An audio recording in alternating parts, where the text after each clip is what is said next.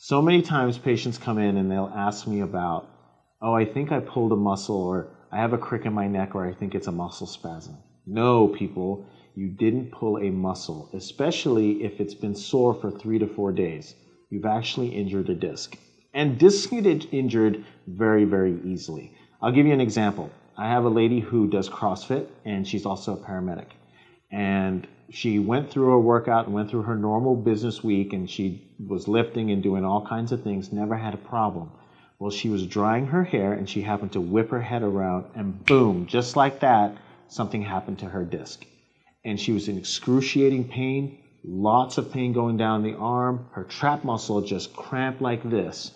And she assumed that it was a muscle spasm, that she had pulled something while she was doing her hair. Well, 3 days later, the pain has gotten extremely worse.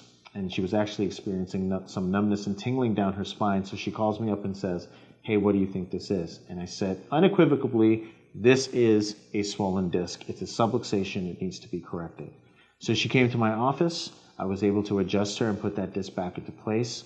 And she got use of her hand that day. And that muscle took about 3 to 4 days to subside. Now, if she had come in right away, it wouldn't have taken so long. But because that inflammation has a bad habit of setting into that disc and making it very, very difficult to move, one adjustment wasn't enough to take care of it. So we had to work on it a couple of times to make sure we got her the relief that she needed. But this is how fast and easy it is for a disc to get hurt. Heck, you can step off a curb and injure yourself. You can sneeze and injure yourself. We know many patients would have just tying their shoes, bending down to tie their shoes, boom, their back goes out. This is how fragile the human body is and how unfragile it is at the same time. It's kind of weird how that works. So we want to make sure that when you perceive that you've pulled a muscle, come in and get checked. Let me know what's going on there. Don't waste time trying to massage it out or trying to stretch it out.